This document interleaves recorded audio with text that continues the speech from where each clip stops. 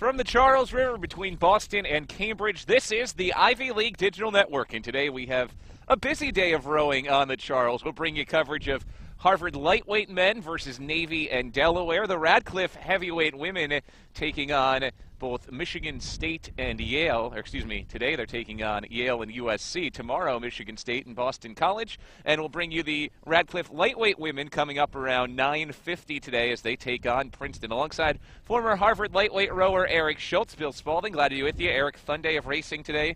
For the Harvard lightweight men who start off our coverage with the 5th varsity race, should be a really good matchup with Navy and Delaware. Harvard enters ranked 4th, Navy is ranked 5th, and Delaware is ranked 8th. Yeah, Bill, this is going to be a great day of racing. I'm really excited to see, especially with the new points trophy, the way these 4th and 5th varsity boats are able to stack up. Navy and Harvard both have tons of depth and big rosters. The midshipmen generally bring in a ton of walk-ons during their freshman season, develop them throughout their career. Harvard last week had 64 different athletes competing throughout the course of the day, including 2 6th varsity 4s to go along with a 5V down through a 1V. Let's run you through the lineups for the 5th varsity today, and we will start with the number 4 ranked Harvard lightweight crew. Mary Ye is the coxswain, Wes Fabian is the stroke, Nate Dempsey's in seat 7, Al Mazzaretta is in seat 6, Liam Daly in seat 5, Eric Rodrigo in seat 4, Riedrich Murchie in seat 3, David Gonzalez in seat 2, the bow is Chris Jarrett. For Navy, their roster for the 5th varsity looks like this. The coxswain is Patrick Urita, the stroke is Colin Snyder, Brendan Finn is in seat 7, Luke Robertson in seat 6, Leor Golan in seat 5, Tyler Schatz is in seat 4, Alex Wyman in seat 3, Brent Nywaner in seat 2, the bow is Joe Ellis, and then rounding things out for the Delaware Blue Hens, who are ranked 8th nationally. Their coxswain is Meredith Ackerson, Zach Mazzoli is the stroke, Troy Bloch is in seat 7, Hanan Zisling in seat 6, seat 5 belongs to Nate Viveroy, Edmund Zavala sits in seat 4, then it's Rafaela Finto in seat 3, Fazil Vandal in seat 2, and Noah Mogul in seat 1. Alignment here for Harvard on the bottom of your picture, Navy in the middle, and Delaware up top.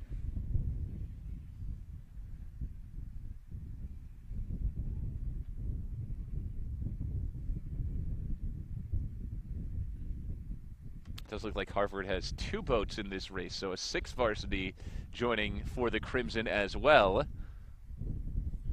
Again, showing off that depth, able to send out 6 varsity 8 boats today. It's a great sign for the program. Looks like we've got a pretty light tailwind. It's going to be important for the coxswains to make sure that they're steering a little bit to shore to keep their point. And here we go. First couple strokes underway in the 5th varsity race with Delaware, Navy, and 2 Harvard boats. A little bit of tailwind, as you mentioned, should help the times. Right now, the water in the Charles isn't too bad, not very choppy. It's a little bit bumpy, but we saw Whitecaps a couple of weeks ago. Doesn't seem like we'll have that in the equation today. Oh, given what mid-April racing on the Charles can be like, this is very, very nice conditions for these boats. Right now, close start between Navy, Harvard's 5V, and Delaware's 5V. Harvard's 6V has lost a little bit of ground already. The depth races should be really interesting today, as we talked about. Navy has a lot of depth in its roster. Harvard has one of the biggest rosters in the country. And you just mentioned the points trophy, which means not just the 1V matters for the Haynes Cup today. They'll be adding up the points between 5th varsity all the way through 1st varsity to also award a points trophy for the team that has the best finishes all the way throughout the day. Absolutely, and it's great it puts a little bit more pressure on these races, and especially these younger guys that are going to be filling out the 1st and 2nd boats in a couple years. This is kind of where this foundation is built and where these guys start to get their serious college racing experience. Harvard comes in off a sweep last week of MIT and Dartmouth. Meanwhile, Navy last week swept Georgetown. Their only loss so far this season came to a very good Yale boat. Delaware last week competed in a big invitational with a number of schools down in the Philadelphia area, so they're well tested as well. But right now, the Delaware 5V has fallen back along with the Harvard 6V.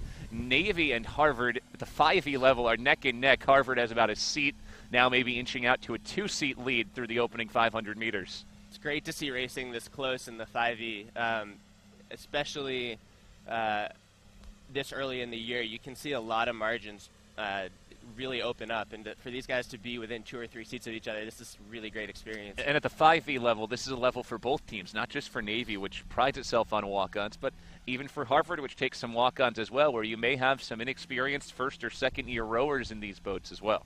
Absolutely, and I know their coaches, put so many hours into these guys to get them ready to race so quickly, and it looks like it's starting to pay off for these Harvard guys. The Harvard lead is still about a seat, maybe 2, but Navy's right there neck and neck. When do you expect these two teams to really try to put in their move to find some separation in the middle 1,000 meters? Well, you really need to be moving after the bridge, and I think it's going to be really interesting to see who comes out of this after the bridge. It looks like Navy's starting to walk back a little bit. Hopefully these Harvard guys can, hopefully for me, these Harvard guys can hold them off. Looks like neck and neck here between Harvard and Navy. At the 1V level, Navy beat Harvard for the first time in 8 years last season, but it was close racing all the way up and down the lineup, which is something we're expecting again today, with Navy and Harvard neck and neck in the national rankings at 4th and 5th, and with the good depth for both of these programs. We come under the bridge, and you couldn't tell the difference right now between Navy and Harvard. They are dead even with about 800 meters to go. Wow, what a great race we have shaping up here. We've gone through in about 3 minutes and 20 seconds. The time should be good today with that slight tailwind. Looks like Navy has now taken a seat from Harvard, so Navy has the slight lead for the first time. That's a really tough thing that Navy just did, to walk through like that right at the 1,000. It's going to take a big effort for these Harvard guys to respond at this point. Still stretching out the lead. Navy's up to a 2-seat and now getting close to a 3-seat lead over Harvard at the 5th varsity level. Now, Navy has built itself a reputation of having a very strong 4th and 5th varsity. It's something that we heard from the Harvard coaching staff. They knew it would be a tough challenge here at 5V, and Harvard sticking right with the midshipmen. They've got it back to, again, a 2-seat Navy lead. This might come down to who makes the best final couple 100-meter sprint today. Absolutely, and these Navy guys are notorious for their sprints. Navy has stretched the lead again. You can hear the noise coming from the two boats now, trying to energize themselves forward. Navy out to a 4-seat lead as we come up to the 500 meters to go mark. Now, if this is a sign of things to come today, we're going to have some really exciting racing on the Charles. Oh, I'm sure we will. And for these guys, this is one of the first times in a race situation that they've really wound it up in a full sprint in a race this close. So it's going to be interesting to see how these boats respond to each other.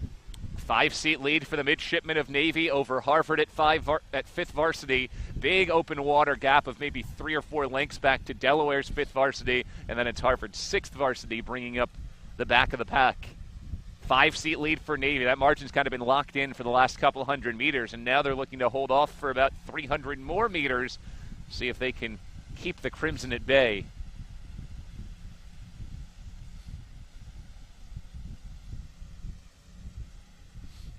Got 250 meters to go. Navy still leads by 5 seats. Haven't gained over the last couple 100 meters, but they haven't ceded any ground either. Looks like the Harvard boat might be walking in a little bit. It's hard to tell. Both sides still pretty quiet with their strokes. Harvard trying to pick up its rate a bit. Maybe gained a seat back. They're now about 4 seats behind.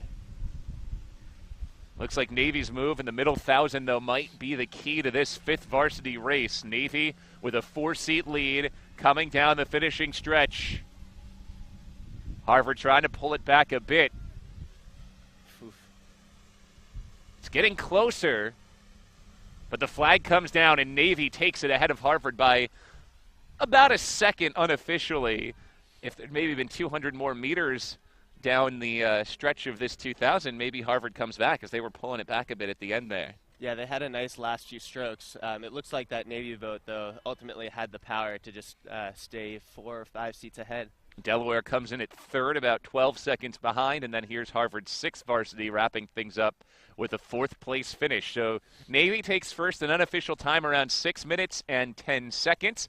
Coming up next on our coverage, we'll have our first Radcliffe Heavyweight Women's Race of the day, the 4th Varsity B. That's coming up next here on the Ivy League Digital Network.